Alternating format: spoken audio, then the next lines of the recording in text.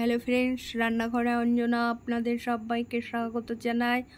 আজকে আমি এখানে নিয়েছি কলার ফুল বা মোচা। আমি ছোট ছোট করে কেটে নিয়ে হলুদ আর নুন দিয়ে 1 ঘন্টা আগে ভিজিয়ে রেখেছিলাম। এবার আমি কুকারে সিটি দিয়ে নিয়ে জল ঝরিয়ে নিলাম, পুরো শুকনো শুকনো করে নিয়েছি।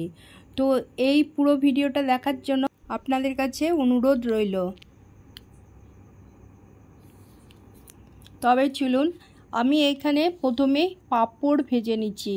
খেতে ইচ্ছে হয়েছে, বর্ষার সময় বেশ ভালোই লাগবে চায়ের সাথে গরম গরম, সেই জন্য আমি এই তেলের মধ্যে 7 থেকে 8টা পাঁপড় ভেজে তুলে নিচ্ছি। এই তেলের মধ্যেই আমি রান্নাটা করে নেব। তো আমার সাথে থাকুন, পুরো ভিডিওটা দেখতে থাকুন। তো এবার ওই তেলের মধ্যে একটা তেজপাতা, 2 খণ্ড দারচিনি, 2টো এলাচ, কালো জিরে আর সাদা জিরে ফোড়ন দিয়ে নিলাম। এবার খুন্তি দিয়ে একটু ভালোভাবে নাড়াচাড়া করে নিলাম। নাড়াচাড়া করে নিয়ে এই যে এলাচ আর দারচিনিটা ভাজা হবে, এর মধ্যে ফ্লেভারটা বেরিয়ে যাবে। এর মধ্যে আমি সামান্য পরিমাণে, এই রেসিপিতে একটু মিষ্টির দরকার, তো আমি একটু চিনি আর 5 থেকে 6টা লঙ্কা দিলাম। বেশ একটু ঝাল ঝাল ভালো লাগবে। এবার ভাজা হয়ে গেছে। এবার আমি আলু লম্বা করে একটা সিটি মেরে নিয়েছি বা এমনি সেদ্ধও করে নিয়েছি। তো এই আঙুলের মধ্যে চটকে একটু দিয়ে দিলাম এই তেলের মধ্যে। এবার একটু নাড়াচাড়া করে এইভাবে আমি ভেজে নেব বা কষে নেব, বেশ ভালো লাগে। তো এইভাবে আমি কষে নিলাম। এর মধ্যে মশলা দিয়ে নিলাম ধনে গুঁড়ো, জিরে গুঁড়ো, হলুদ গুঁড়ো আর লাল লঙ্কার গুঁড়ো। এর সাথে একটু গরম মশলার গুঁড়োও ছিল। এর মধ্যে জল দিয়ে একটু নাড়াচাড়া করে নেব। একটু জল দিয়ে নিলাম। জল দিয়ে পুরো মশলাটাকে কষে নেব। জলটা মরে যাবে, তেলও বেরিয়ে যাবে, মশলাটা বেশ একটু কষাও হয়ে যাবে।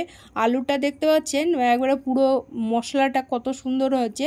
এর মধ্যে যে আমি আপনাদের প্রথমেই দেখিয়ে নিয়েছিলাম মোচা, এই মোচা দিয়ে নিলাম। না তেতো হবে না কোনো কিছু হবে, মানে কোনো বাদাম নেই, নারকেল নেই, গোবিন্দভোগ চাল নেই, এবারে পুরো প্লেন নিরামিষ। আমি এইভাবে আজকে কলার ফুলের চচ্চড়িটা বানিয়ে নিচ্ছি। কলার ফুলটা একটু বড় বড়ই আমি কেটে নিয়েছি। বড়ভাবে কেটে নিয়েছি বলে যে মশলার সাথে মিশ খাবে না তা নয়, কিন্তু পুরোটাই মিশ খেয়ে যাবে। এবার আমি নুন নিয়ে নিলাম পরিমাণ মতো, 1 চামচ। এবার ভালোভাবে নাড়াচাড়া করে নেব। মশলার সাথে পুরোটাই মিশে যাবে এবং খেতেও ভালো লাগবে। এই যে দেখতে পাচ্ছেন পুরোটাই মিশে গেল। যে আলুর যে মশলাটা বানিয়ে নিলাম সেই মশলার সাথে পুরো ফুলটা মিশে গেছে। এবার আমার হয়ে গেছে নাড়াচাড়া করা, পুরোটাই অনেকটাই কমে গেছে ওই মশলার সাথে। এবার পরিমাণ মতো আমি নামাবার আগে ঘি দিয়ে নিলাম। জাস্ট আমি ঘি দিয়ে নিলাম, আর এছাড়া কোনো কিছুই নয়। এটাই এতই টেস্টি হবে, আপনারা এইভাবে রান্না করে নেবেন, দেখবেন ভালো লাগবে। খুব এই সোজা পদ্ধতিতে এই কলার মোচার রান্নাটা আপনাদের কেমন লাগলো এবং কার কার ভালো লাগলো সেটা কমেন্ট বক্সে জানাবেন। আর এর আগেও আমি বলে নিলাম, লাইক শেয়ার কমেন্ট করবেন, আমার সাথে থাকবেন, পুরো ভিডিওটা দেখে নেবেন।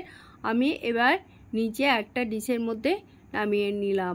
তো দেখতে পাচ্ছেন কত সুন্দর, একবারে খুব সাধারণ রান্না। এইভাবে রান্না করে নেবেন।